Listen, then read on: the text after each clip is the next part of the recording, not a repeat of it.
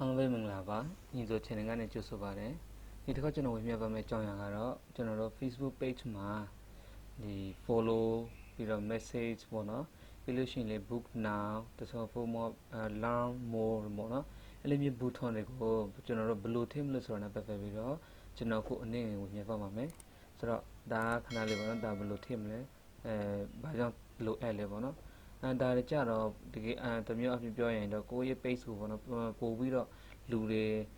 ပို့ပြီးတော့ဒီ follower တွေများလာအောင်ပေါ့နော်ပို့ပြီးတော့လူတွေစိတ်ဝင်စားလာအောင်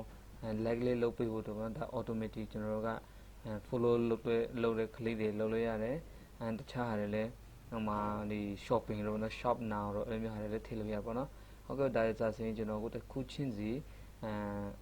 အရေးအတိတ်ကိုတော့မပြောတော့ပါဘူးဒါပေမဲ့ဒီ cloud တိုင်းမှာတော့တစ်ခုပေါ့နော်တစ်ခုမှဆိုပါစို့ကျွန်တော်က message မှာထည့် message ဖြစ်ပါမယ်ပြီးလို့ရှိရင် follow မှာထည့်ရင်ကျွန်တော် follow ဖြစ်ပါမယ်နော်ဟုတ်ကဲ့ပါဒါကြတော့ကျွန်တော်ခုပြပါမယ်ပုံစံမှာတစ်ခုချင်းဆိုကျွန်တော်ပြပါမယ်ဒီစိတ်ပါဝင်စားပြီးတော့ပေါ့နော် like ကြည့်ရှုဖို့အတွက်ကြည့်ရှုဖို့အတွက်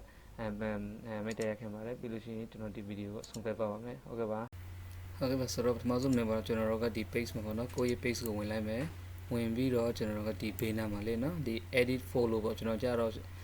ကျွန်တော် page မှာ follow လို့လုပ်ထားပါတော့နော် follow လုပ်ထားရဆိုတော့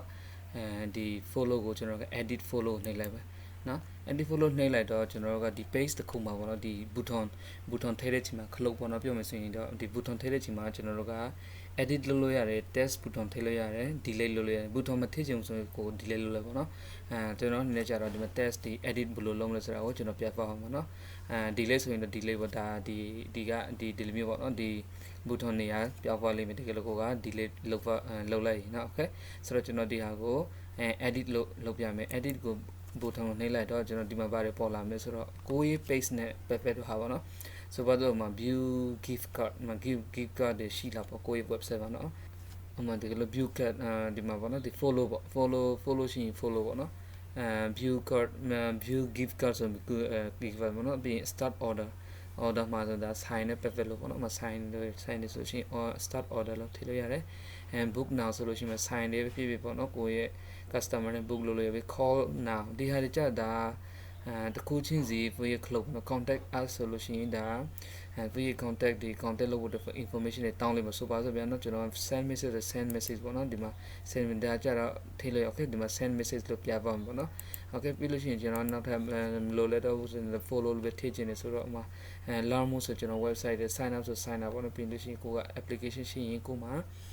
use app လို့ထည့်လို့ရတာပေါ့နော်and they play games ဆို play game ပေါ့နော် okay and basic group အနေနဲ့group တစ်ခုခုမှာလူဝင်လာပေါ့နော်ဆိုတော့ group လုပ်လို့ရတယ်ပြီးလို့ဆိုရင် watch video ပေါ့နော် for more shop on website ကိုရဲ့ shopping လုပ်ရဆိုလို့ရှိရင်website တစ်ခုညွှန်ပြတာလို့နော်ဒါကြတော့ကိုကြိုက်တဲ့ဟာကိုကျွန်တော်ကဒီနေရာထည့်ကျွန်တော်အနေနဲ့ဆိုပါထည့်မယ်ဆိုကျွန်တော် follow ထည့်ထားတယ်ဆိုတော့ follow ထည့်ပြီးရင် okay ဒီမှာ follow ဆိုတာပြပါမယ် okay ကျွန်တော်မထည့်ရဘူးဆိုရင်ဒါပြန် edit နဲ့တယ်ပြီးရင်ဒါကို follow နဲ့ဒီမှာ follow ဆိုတာပြပါလိမ့်မယ် okay ဒီမှာကြတော့ဗာပြဆို a new button has added to your page ပေါ့နော်ပြောချင်တာကbutton effect တစ်ခုကိုဒီမှာ add လုပ်လိုက်ပေါ့နော်အဲ့ဒါကိုဒါကြတော့ဒီပို့ပြီးတော့ထောက်ကိုဖြစ်တယ်ပေါ့နော်ကိုယ့်ရဲ့ page ကိုလာပြီးတော့ engage ဖြစ်အောင်ပို့ပြီးတော့လူတွေဝင်လာတခု click လုပ်လိုက်အောင်ဟိုဒါဒီတခုခုကို for မှာဆို message to message ပို့ထားတယ်အဲ့လိုမျိုးပေါ့နော်ဒါပို့ပြီးတော့လွယ်ကူတယ် okay ဒါကြဒီဗီဒီယိုကြတော့အကုန်လုံးပါပဲဒါအရင်လွယ်တယ်ပေါ့နော်တကယ်လို့မရှင်းတာရှိရင်ကျွန်တော်ရဲ့ဒီဗီဒီယိုမှာလာပြီးတော့ပေါ့နော်ဒီcomment မှာလာမေးလို့ရပါတယ်ကျွန်တော်အချိန်မီဖြည့်ပေးပါမယ်